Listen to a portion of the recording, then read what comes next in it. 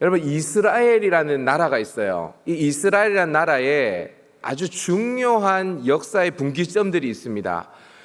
그것을 총 3가지 정도 꼽으라면, 첫 번째는 주전 931년에 남북이 갈라진 사건입니다.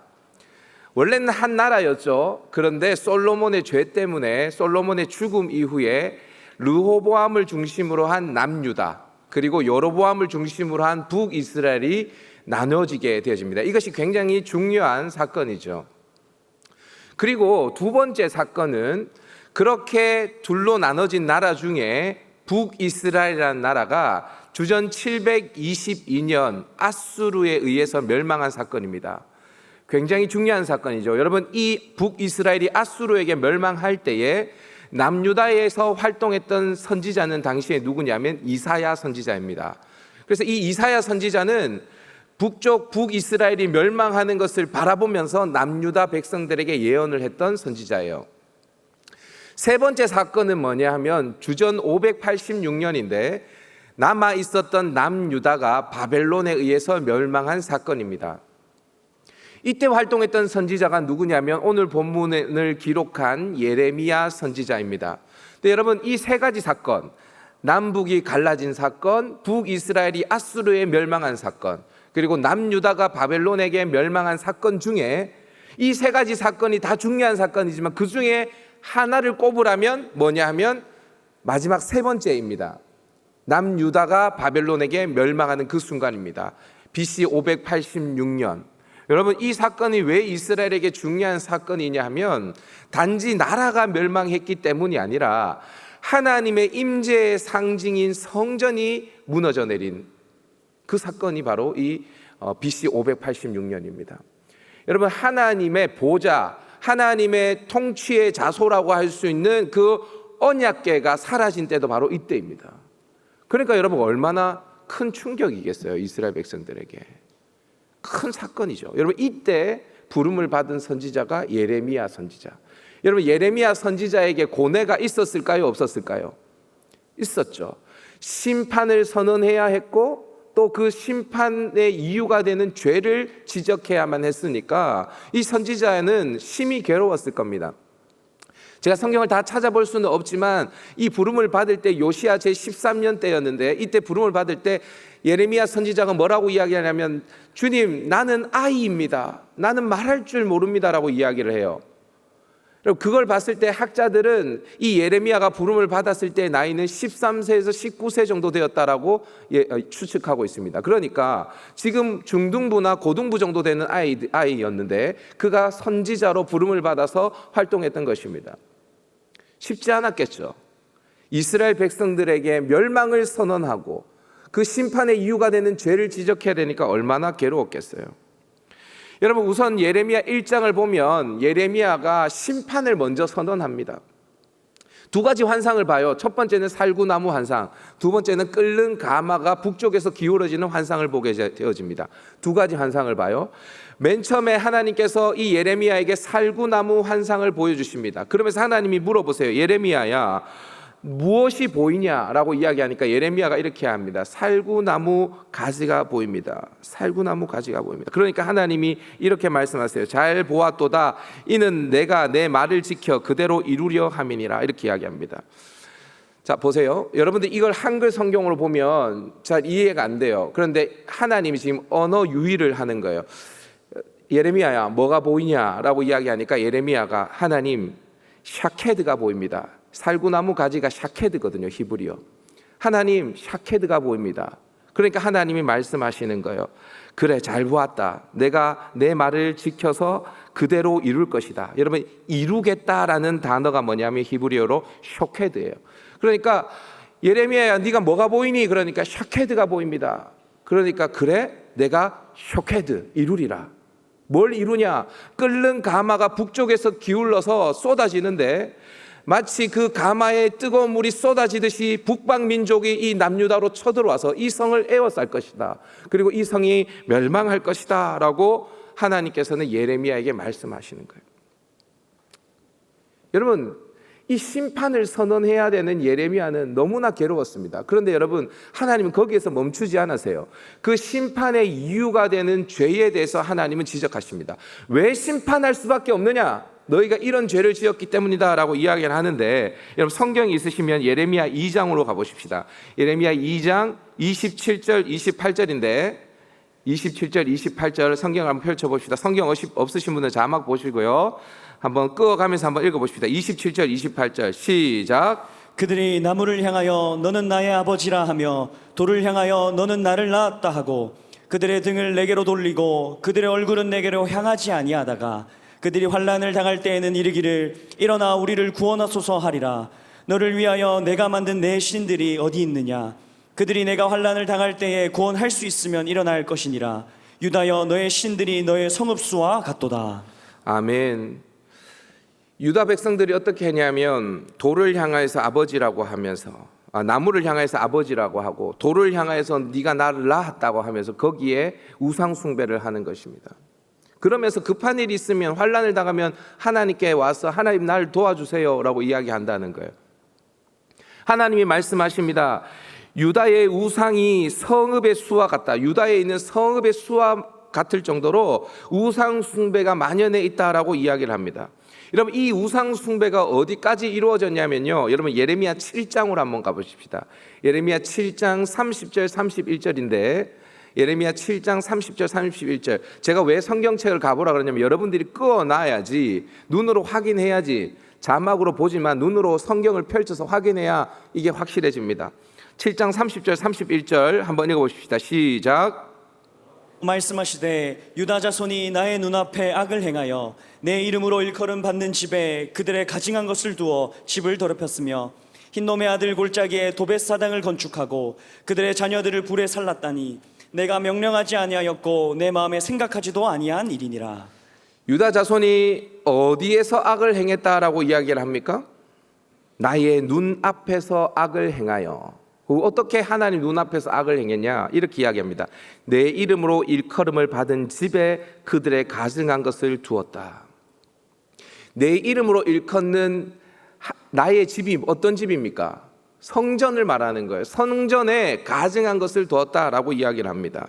그리고 뭐라고 이야기하냐면 흰놈의 아들 골짜기에 도벳 사당을 건축했다 이렇게 이야기합니다. 여러분, 흰놈의 아들 골짜기가 어딘지 잘 모를 텐데 성전이 있으면 성전 옆에 흐르는 골짜기가 흰놈의 아들 골짜기예요. 흰놈의 아들 골짜기는 멀지 않습니다. 성전에서. 성전 옆에서 흐르는 그 강, 그 골짜기가 흰놈의 아들 골짜기. 이쪽에는 기드론 골짜기, 흰놈의 아들 골짜기가 흘러요. 거기에서 자녀들을 불살랐다. 이게 무슨 말이냐면 거기에서 도벳 사당, 그러니까 밀곰이라고도 불리고 그모스라고도 불리고 몰렉이라도 불리는 그 모압과 암몬의 신에게 제사를 드렸다라는 거예요. 여러분, 하나님은 우상 숭배를 단지 종교적인 타락으로 여기지 않아요. 하나님과 이스라엘의 관계는 시내 산에서 이미 결혼한 관계예요. 언약 백성이에요. 결혼한 관계. 결혼한 관계에서 우상 숭배를 하는 것은 하나님이 봤을 때에는 결혼한 여인이 바람이 나서 음행한 것으로 보이는 것입니다. 그러니까 지금 유다 백성은 남편이 버젓이 있는 그 집에서, 남편이 지켜보는 그곳에서, 남편이 옆방에 있는데 그곳에서 우상과 음행하고 있는 거예요. 여러분, 이들을 하나님 가만히 두실 수 있겠습니까? 여러분, 이들이, 우리가 상상을 해봐요. 하나님의 집에서 어떻게 우상을 섬길 수 있을까? 내 남편이 버젓이 있는데 그 옆방에서 어떻게 불륜을 저지를 수 있을까? 이해가 되지 않죠? 근데 하나님께서 어떻게 고발하시냐? 3장 1절부터 3절인데 우리 한번 보도록 하십시다. 자막을 통해서 한번 읽어보십시다. 시작. 그들이 말하기를 가령 사람이 그의 아내를 버림으로 그가 그에게서 떠나 타인의 아내가 된다 하자 남편이 그를 다시 받겠느냐? 그리하면 그 땅이 크게 더러워지지 아니하겠느냐 하느니라. 내가 많은 무리와 행음하고서도 내게로 돌아오려느냐? 여호와의 말씀이니라. 내 눈을 들어 헐벗은 산을 보라. 내가 행음하지 아니한 곳이 어디 있느냐? 내가 길가에 앉아 사람들을 기다린 것이 광야에 있는 아라바 사람 같아서 음란과 행악으로 이 땅을 더럽혔도다. 그러므로 단비가 그쳤고 늦은 비가 없어졌느니라. 그럴지라도 내가 창녀의 낯을 가졌으므로 수치를 알지 못하느니라. 결혼한 여인이 남편을 떠나서 다른 남자랑 바람을 폈어요. 다른 남자에게로 갔어요. 다시 돌아온다면 그 남편이 받아주겠느냐라고 묻습니다. 여러분 남자친구가, 여러분 여자친구가 바람이 났어요. 다시 돌아오면 받아주시겠습니까? 받아줄 수도 있겠죠. 남자친구니까요. 근데 결혼했어요. 결혼한 여인이 바람이 났습니다. 다른 남자랑 살아요. 다시 돌아오려고 하면 받아주겠습니까? 받아주지 않죠. 당연히 이 당시에 고대 근동 사회에서는 있을 수도 없는 일입니다. 근데 여러분, 그렇게 행음을 하고도, 수많은 무리들과 행음을 하고서도 내게로 돌아오려느냐 하나님께서 묻습니다. 근데 여러분, 하나님이 뭐라고 이야기하냐면, 그럼에도 불구하고 하나님이 답답한 게 뭔지 아세요? 그렇게 바람이 나서 행음하고도 창녀의 낯을 가져서 부끄러움을 알지 못한대요. 이게 하나님을 미치게 만드는 것입니다. 하나님 가만히 둘 수가 없는 거예요. 바람을 폈으면 최소한 미안해하거나 부끄러워해야 할 거 아닙니까? 창녀의 낯이 있어서 얼굴에 철판을 깔은 유다의 모습을 하나님이 고발하고 있는 것입니다. 여러분이 하나님이시라면 이 음란한 여인을 다시 받아들일 수 있겠습니까? 당장 인연을 끊어버리죠. 여러분, 하나님은 인격적이신 분이세요. 우리 하나님도 감정이 있으십니다. 그런 이스라엘 백성, 유다 백성을 향해서 하나님도 가만히 있을 수가 없어요. 그래서 하나님이 15장, 예레미야 15장 1절에 보면 이렇게 이야기합니다. 우리 한번 읽어보도록 하십시다. 시작. 여호와께서 내게 이르시되 모세와 사무엘이 내 앞에 설다 할지라도 내 마음은 이 백성을 향할 수 없나니 그들을 내 앞에서 쫓아내 보내리라. 아멘. 모세와 사무엘이 하나님 앞에 서서 하나님 이 백성 용서해 주세요 한다 하더라도 하나님 용서할 수 없다는 것입니다. 여러분, 하나님께서 이 마음을 언제 잡수셨냐? 15장 4절을 한번 읽어봅시다. 15장 4절 시작. 유다 왕 히스기야의 아들 므낫세가 예루살렘에 행한 것으로 말미암아 내가 그들을 세계 여러 민족 가운데 흩으리라. 여러분, 심판이 언제 확정되어졌냐면 히스기야의 아들 므낫세 때에 하나님이 남유다를 심판하기로 확정하셨습니다. 여러분, 히스기야의 아들이 누구냐면 므낫세거든요. 정말 악한 왕이었습니다. 므낫세는 바알과 아세라를 여호와의 성전에다가 세우고 거기에서 제사에 드렸을 뿐만이 아니라 태양신도 섬겼고요. 우리가 아까 살펴봤던 몰렉에게도 제사를 드렸던 사람입니다. 므낫세. 히스기야, 그 선한 왕 히스기야의 아들이었는데도 그런 왕이 태어나요. 그리고 이 므낫세의 아들이 누구냐면 아몬이에요. 아몬이라는 왕입니다. 이 아몬도 아버지의 모습 그대로입니다. 악한 왕입니다. 근데 여러분, 이 아몬의 아들이 누구냐면 요시야예요. 요시야. 여러분, 이스라엘 남유다의 역사 중에서 선한 왕이 있어요. 요사밧 왕이라든지 아사 왕이라든지 이런 왕들이 있는데, 이런 왕들은 그냥 선한 왕이고요. 그냥 좋다 이 정도고요. 베리굿이 있어요. 두 명이에요. 히스기야와 이 요시야라는 왕이에요. 다시 히스기야, 그 다음에 므낫세, 그 다음에 아몬, 그 다음 누구라고요? 요시야. 근데 이 요시야 때 부름받은 선지자가 누구냐면 예레미야 선지자예요. 여러분, 상상을 해보세요. 하나님께서 므낫세 시대에 심판을 확정했어요. 모세와 사무엘이 서서 내게 외칠지라도 내가 그들을 흩어버리리라 라고 하나님이 말씀하셨어요. 하나님 확증하셨단 말이에요. 그런데 하나님이 세월이 므낫세, 아몬, 요시야, 그 요시야 시대에 하나님께서 청소년이었던 예레미야를 유다 백성에게 보내십니다. 그리고 하나님이 뭐라고 말씀하시냐? 4장 1절 상반절 말씀 한번 읽어보도록 하십시다. 시작. 여호와께서 이르시되 이스라엘아 내가 돌아오려거든 내게로 돌아오라. 3장에서 하나님 이렇게 이야기했거든요. 한 여인이 남편을 버리고 바람이 났어. 그 여인이 다시 남편에게 돌아온다면 그 남편이 받겠느냐? 그 여인을. 너희가 많은 무리와 행음을 하고도 돌아오려느냐? 하나님 유다 백성들에게 물었어요. 너희가 많은 무리와 행음하고도 내게로 돌아오려느냐? 하나님이 4장에서 말씀하십니다. 내가 돌아오려거든 내게로 돌아오라. 하나님이 이 이야기를 므낫세 때 심판을 확정하셔 놓고 두 세대가 지난 요시야 시대의 예레미야를 통해 유다 백성에게 말씀하시는 것입니다. 여러분, 하나님의 마음을 아시겠어요? 하나님은 심판하고 싶은 거예요? 아니면 유다가 지금이라도 아무리 많은 무리와 바람을 폈다 할지라도 지금이라도 하나님께로 돌아오기를 원하시는 걸까요? 하나님 뭘 원하시는 걸까요? 돌아오기를 원하시는 거예요. 지금이라도. 여러분, 그러면 저는 이해가 안 되거든요. 저는 실제로 남편이 아내를 버리고 떠나서 수많은 여인과 간음하는 그 여인과 상담을 해봤어요. 자기 남편이 수많은 여인과 바람을 편대요. 근데 제가 이 가정을 지켜야 됩니까? 그런 여인과 제가 상담을 해봤어요. 목사로서 이혼하라고 말도 못하지만 정말 여기까지 그만 사세요라는 말이 막 나오더라고요. 정말 이야기를 들어보니까 이 인간 해도 너무하네. 여러분, 만약에 남편이 수많은 여인과 수많은 남자와 바람을 펴고 다시 돌아오려고 하면 여러분 받아주시겠습니까? 받을 수 없죠. 하나님 받으세요. 내가 돌아오려느냐? 내게로 돌아오라. 여러분, 왜 하나님이 이렇게 미련하게 이스라엘 백성들을 버리지 못하고 다시 돌아오려거든 돌아오라고 하시는 걸까요? 그 하나님의 마음에는 뭐가 있어서 왜 그러시는 걸까요? 저를 한번 따라해 보십시다. 신혼 때의 사랑 때문에. 신혼 때의 사랑 때문에.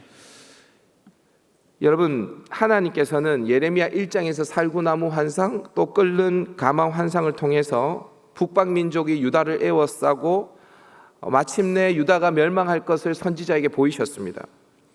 그런데 바로 한 장 넘어가면 2장에 가면 하나님의 태도가 돌변합니다. 마치 하나님께서 남유다를 심판하지 않을 것처럼 하나님의 마음이 흔들리는 것을 확인해 볼 수 있어요.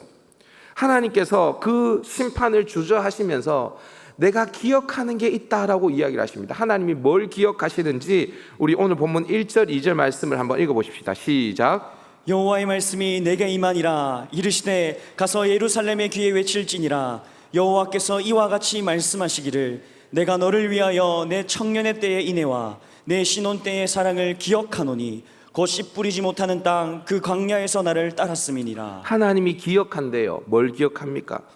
내 청년의 때의 인애와 내 신혼의 때의 사랑을 기억하노니. 하나님이 기억한대요.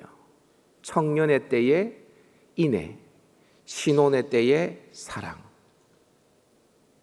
하나님 기억하십니다. 여러분, 하나님께서 예레미야 선지자를 보내셔서 심판을 주저하시는 이유는 하나님의 사랑 때문이에요. 사랑. 특별히 청년의 때의 인애, 신혼 때의 사랑. 하나님께서 두 가지를 이야기합니다. 제가 저희 아내랑 이제 결혼한 지 14년 차인데 14년 맞나? 네.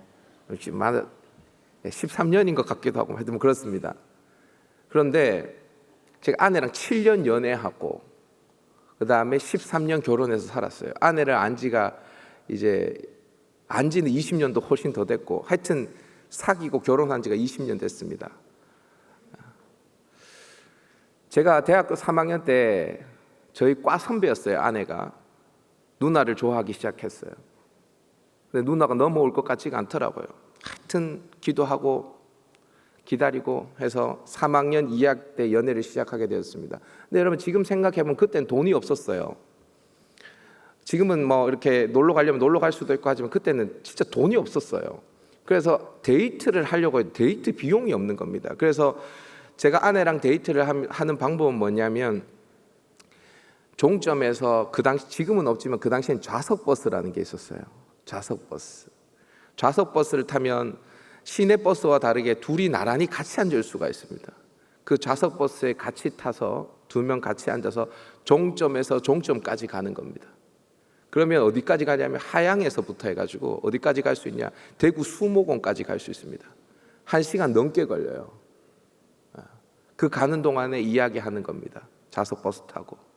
그리고 마트에서 캔커피, 레시피 하나씩 사서 수목원을 몇 바퀴 걷고 다시 좌석 버스를 타고 종점에서 종점까지 타고 오면 이제 데이트가 끝이 났어요.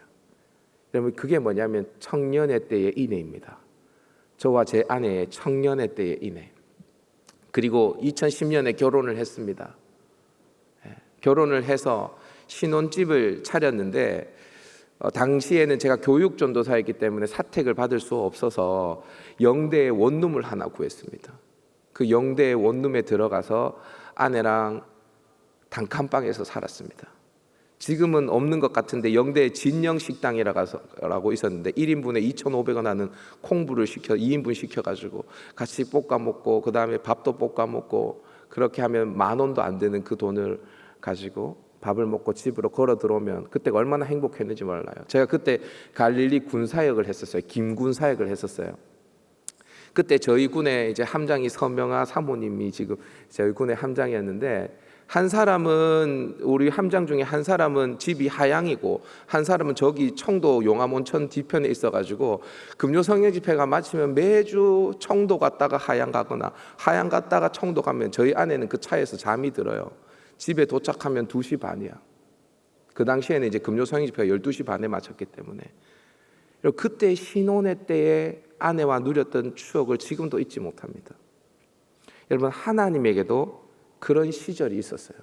이스라엘과 사랑을 나눴던 그 시절이요.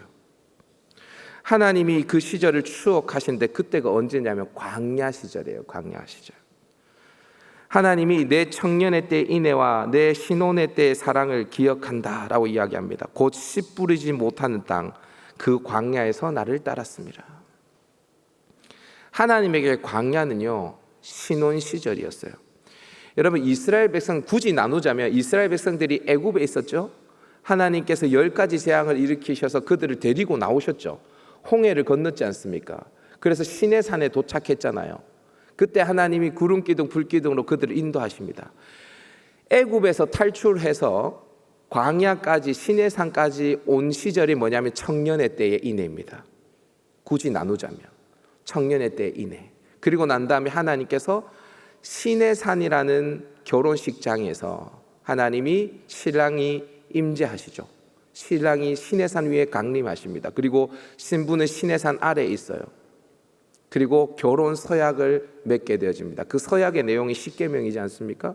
그리고 하나님께서 그 신부에게 말합니다. 우리가 함께 거했으면 좋겠으니 우리의 신혼집을 만듭시다.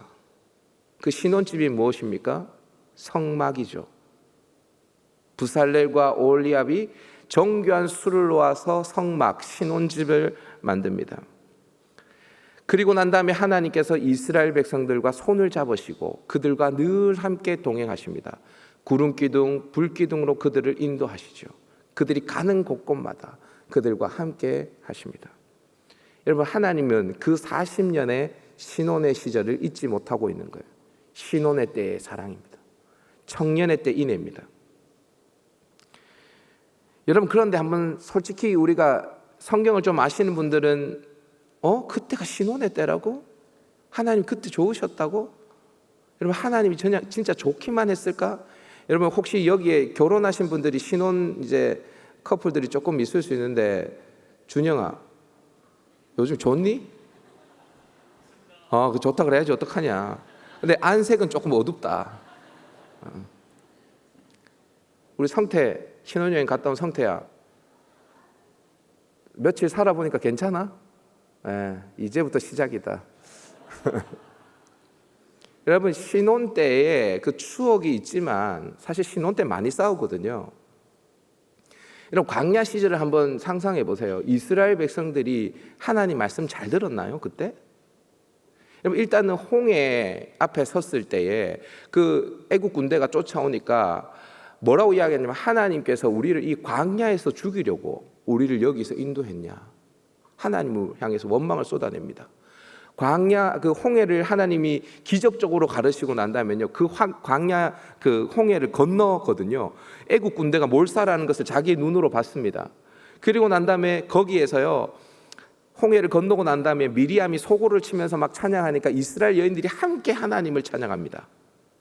그 장면이 출애굽기에 나와요. 그런데 여러분 바로 그 다음에 보면 이스라엘 백성들이 물 때문에 하나님을 원망하는 장면이 나옵니다.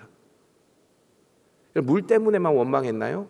길이 불편하다고 원망하고, 그 다음에 고기 안 준다고 원망하고, 또 하나님께서 정탐꾼을 보내서 가나안 땅 취하라고 하니까 그 땅 취할 수 없다고, 우리가 애굽으로 돌아가자고 하나님 앞에 또 불평하는 이스라엘 백성들의 모습을 성경 곳곳에서 찾을 수 있습니다.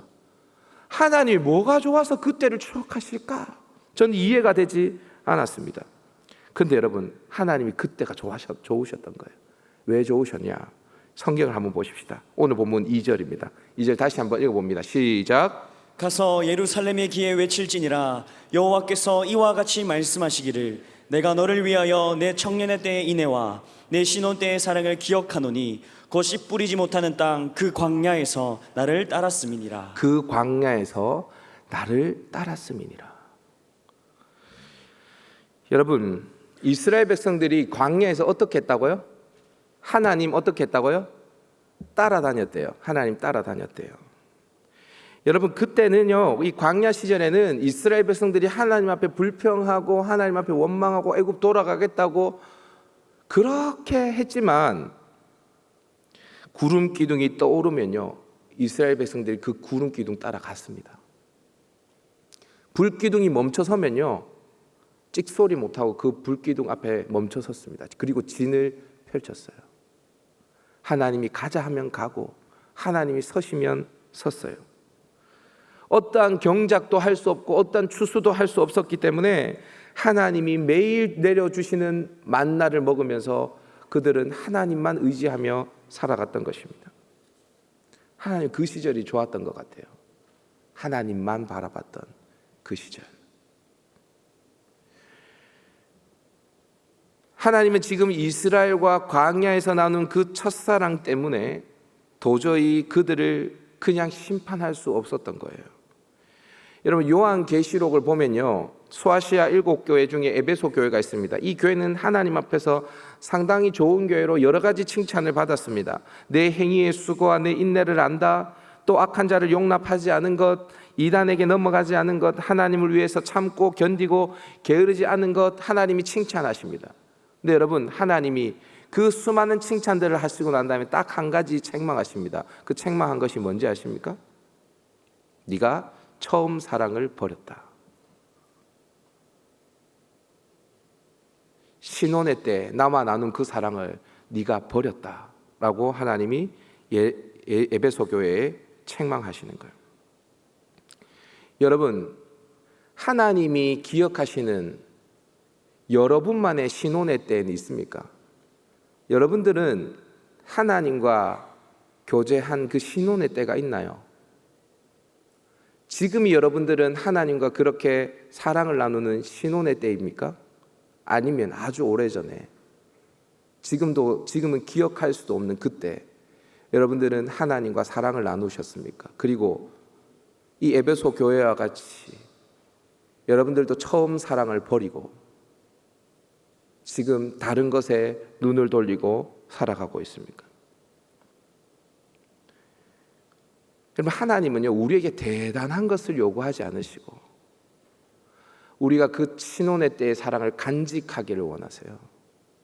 하나님 에베소 교회에게 뭐라고 이야기합니까? 어디에서 떨어졌는지 생각하고 회개하라고 이야기하시죠.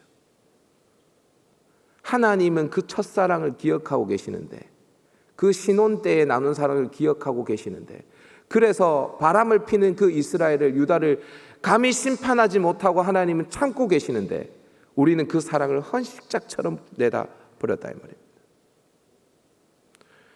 여러분 혹시 여러분들도 유다 백성들과 같이 다른 곳에 다 마음이 가는 음행하는 여인이 아닙니까?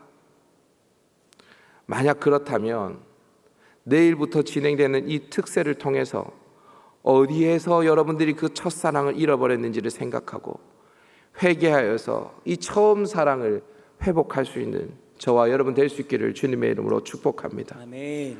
둘째로 하나님이 이스라엘을 바로 심판하지 않고 예레미야를 보내면서 심판을 지연하는 이유가 있어요. 저를 한번 따라해 보십시다. 여호와의 것이기 때문에. 여호와의 것이기 때문에. 여러분 가끔 아줌마들이 모이면 남편 욕, 자식 욕을 아줌마들끼리 막 할 때가 있습니다. 얼마나 한이 맺혔으면 아줌마들끼리 모여서 남편 욕을 하겠어요. 근데 여러분 그렇다고 해서 절대로 그 말에 맞장구를 치거나 거들면 안 됩니다. 그럼 갑자기 버럭합니다. 왜냐하면 자기가 욕하는 건 괜찮은데 남이 욕하는 건 왠지 모르게 기분이 나쁘거든요. 왜 그럴까요? 미우나 고우나 내 남편이고 내 자식이기 때문입니다. 하나님에게 이스라엘, 남유다는 그런 존재였습니다. 하나님은 하나님을 떠나 바람난 유다를 심판하시겠다라고 말씀하십니다. 그 심판의 도구로 북방민족을 일으켜서 그들을 에워쌀 것이다. 그리고 심판할 것이다 라고 이야기를 하십니다. 그러놓고는 하나님이 3절에 가면 뭐라고 이야기하냐면 이스라엘을 삼키는 자, 곧 바벨론을 심판하시겠다라고 하나님이 말씀하십니다. 우리 다 같이 3절 하반절 말씀 한번 읽어보도록 하십시다. 시작. 그를 삼키는 자면 모두 벌을 받아 재앙이 그들에게 닥치리라. 여호와의 말씀이니라. 아니 바벨론을 일으키신 분은 누구세요? 바벨론을 통해서 유다를 심판하시겠다라고 작정하신 분은 누구세요? 하나님이잖아요. 그런데 하나님이 유다를 삼켜버리는, 하나님의 백성을 삼켜버리는 그 북방민족을 가만히 두시지 않고 벌을 내리시고 또 재앙을 내리신다는 것입니다. 그럼 바벨론은 뭐예요? 바벨론은 그렇지 않습니까? 왜 하나님께서 이렇게 뒤죽박죽 머리 아프게 일을 하시냐 말이에요. 그 이유가 성경에 나와 있어요. 3절 우리 전체 다 같이 한번 읽어보십시다. 시작. 이스라엘은 여호와를 위한 성물 곧 그의 소산 중 첫 열매이니 그를 삼키는 자면 모두 벌을 받아 재앙이 그들에게 닥치리라. 하나님에게 이스라엘은 어떤 존재냐면 여호와의 성물, 여호와를 위한 성물, 곧 그의 소산 중에 첫 열매다라고 이야기를 합니다. 여러분 한마디로 하나님이 유다를 삼키는 자에게 벌을 내리시는 이유는 내 건데 네가 왜 건드리냐 이 말입니다. 여러분 성물이 뭐냐 하면 성물이라는 단어는요 카다시라는 단어를 사용하는데 거룩하게 구별된 것을 말하는 것입니다. 그러니까 예를 들면 제사장이 입는 옷은 다른 옷과 달라요. 구별된 옷입니다. 그죠? 그리고 관유라고 해서 거룩한 기름, 성막에서만 쓰는 기름은 거룩한 기름이어서 그 기름을 다른 곳에 써서도 안 되고 성막에 쓰는 기름 외에 다른 기름을 성막에 써서도 안 됩니다. 그게 카다시예요. 거룩하게 성별되어진 것입니다. 그리고 여러분 이스라엘 진영이 있어요. 이스라엘 백성들이 광야에서 텐트를 치고 진을 구성하면 그 진 안과 진 밖은 구별되어지는 것입니다. 그래서 진 안에 부정한 것이 있으면 반드시 진 밖으로 나가야 되는 거예요. 거룩한 구역입니다. 진 안은 이게 카다시예요. 성별된 것입니다. 구별된 거예요. 이것뿐만이 아니라 성막에 있는 모든 기구는 구별되어져 있기 때문에 아무나 그 성막에 있는 기구를 만질 수도 없고 들어올 수도 없는 거예요. 다 구별되어진 것입니다. 그러니까 하나님의 성물, 이스라엘 백성들은 여호와를 위한 하나님의 여호와의 성물이라는 거예요. 구별되어진 것이기 때문에 건드리면 안 된다라는 것입니다. 하나님의 것이래요. 그리고 뭐라고 이야기하냐면 모든 소산 중에 첫 열매라고 이야기해요. 이스라엘 백성들이. 여러분 출애굽기 23장 19절에 보면 하나님이 이렇게 이야기해요. 내 토지에서 처음 거둔 열매에 가장 좋은 것을 가져다가 내 하나님이 여호와의 전에 드릴지니라 라고 이야기를 합니다. 그러니까 처음 익은 열매에 가장 좋은 것은 하나님 앞에 드리라고 이야기를 하고 있어요. 민수기 3장 13절에 보면 처음 태어난 자는 다 내 것이다. 사람이나 짐승이나 다 거룩하게 구별하였음이라. 그들은 내 것이 될 것임이니라 라고 이야기를 합니다. 다 내 것이래요. 하나님. 처음 태어난 것, 사람이나 짐승이나 다 내 것이라는 거예요. 그래서 여러분 그거 아세요? 이스라엘 백성들은 처음 태어난 장남이 태어나면 장남을 죽일 수 없고 하나님 앞에 바칠 수 없기 때문에 성전 세를 내는 것이에요. 레위인들이 봉사할 수 있게끔.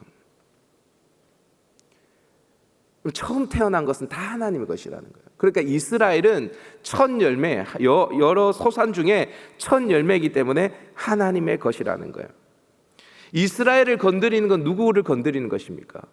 하나님의 것을 건드리는 거예요. 하나님 건드리는 것입니다. 그래서 하나님이 가만히 두지 않겠다는 거예요. 여러분, 아무리 유다가 하나님을 떠나서 우상을 섬겨도 하나님이 쉽사리 유다를 심판하지 못하는 이유를 아시겠습니까? 하나님의 것이는 거예요. 하나님. 유다를 쉽게 포기하지 못하는 겁니다.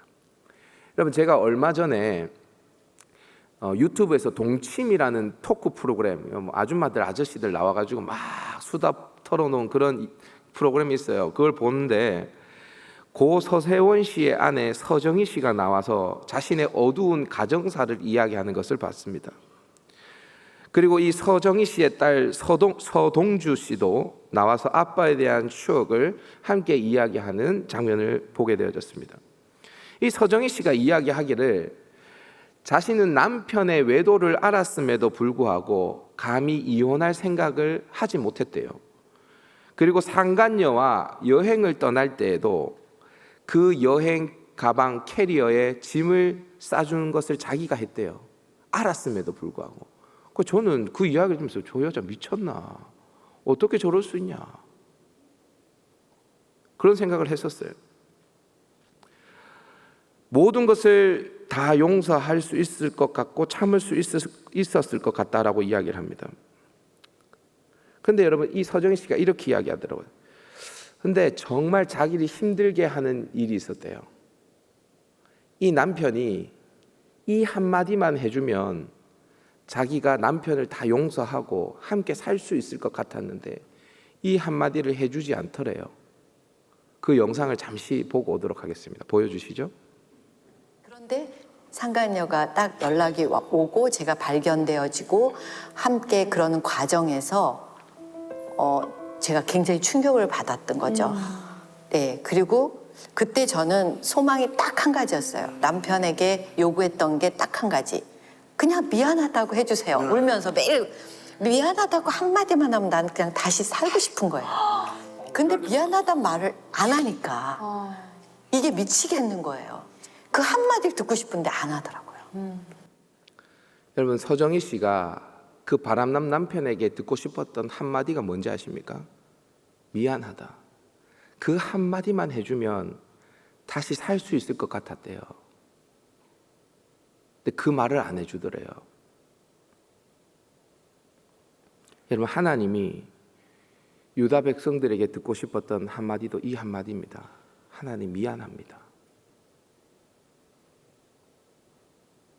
근데 하나님 들었을까요? 못 들었을까요? 그 말을 못 들었습니다. 여러분, 그러면 하나님이 저 같으면 바로 이혼 도장 찍었을 것 같아요. 그런데 하나님이 그냥 쓸어버리셔도 되고 그만한 힘이 있으신 하나님이 그럼에도 머뭇머뭇하십니다. 왜 그런가? 이스라엘과 광야에서 나는 그 신혼 때의 사랑, 그거 못 잊는 겁니다. 하나님. 그 심판하려고 하니까 그 유다가 내 거예요. 소산 중에 첫 열매예요. 여호와를 위한 성물이에요. 얘네들 치려고 하니까 나 치는 것 같은 거예요. 못하는 것입니다. 그러면서 하나님이 선지자를 보내셔서 그 하나님의 백성, 하나님의 신부 유다를 향해서 말씀하시죠. 내게로 돌아오려거든 돌아오라. 좀 오늘 무거운 말씀을 나눴는데 여러분, 내일부터 특세인데요. 여러분들에게 선지자의 심정으로 여러분들에게 말씀하고 싶습니다. 여러분, 하나님의 마음과 한번 마주해 보세요. 특세 기간에 하나님이 여러분들을 어떻게 생각하는지, 하나님이 여러분들을 얼마나 사랑하는지, 하나님이 무엇 때문에 우리를 버리지 못하시고 지금도 참고 계시는지 그 하나님의 마음과 한번 마주해 보세요. 그리고 여러분들에게 도전하기를 여러분의 자신의 마음과도 여러분들이 한번 마주해 보세요. 여러분들의 마음은 어디가 있는지 한번 솔직하게 여러분들의 마음과 한번 마주해 보세요. 그러면 하나님의 수천 년간의 사랑이 여러분 느껴지실 것이고, 바람나서 하나님 외에 다른 것을 쫓아다니는 나의 마음을 발견하게 되어질 것입니다. 그러면 여러분 딱 한 번만 우리 하나님께 이렇게 이야기해 보세요. 하나님, 미안해요. 미안합니다. 하나님을 떠나서 다른 것을 향하고 있는 하나님, 나를 용서해 주세요. 여러분, 미안한 표정을 짓고 하나님 앞에 딱 한 번이라도 그 얘기를 한번 해보세요. 저는 이 말씀을 준비하면서 나의 신혼의 때는 언제인가 되돌아봤습니다. 저도 처음 사랑을 잃어버렸더라고요. 주님께서 네 마음이 어디로 향하고 있니? 네가 매주 강단에서 설교를 하고 목회를 한다고 하지만 네 마음이 나를 향하고 있느냐? 주님이 물어보셨을 때 제가 주님께 고백했습니다. 주님, 미안해요. 사랑하는 여러분, 이스라엘 백성들은 결국 이 한마디를 못해서 멸망한 것입니다. 이 한마디를 하지 못해서 바벨론에게 끌려간 것입니다. 사랑하는 여러분, 아무리 우리의 죄악이 정수리에 넘치고 우리가 수많은 우상들과 바람이 났다 할지라도 주님께로 돌아온다면 그 주님께서는 신혼의 때의 사랑을 기억하시고 우리를 다시 품어주실 줄 믿습니다. 우리는 하나님의 성물 소산 중에 첫 열매이기 때문입니다. 하나님의 거룩한 신부로 이번 특세 가운데 나아갈 수 있는 저와 여러분 될 수 있기를 바랍니다. 우리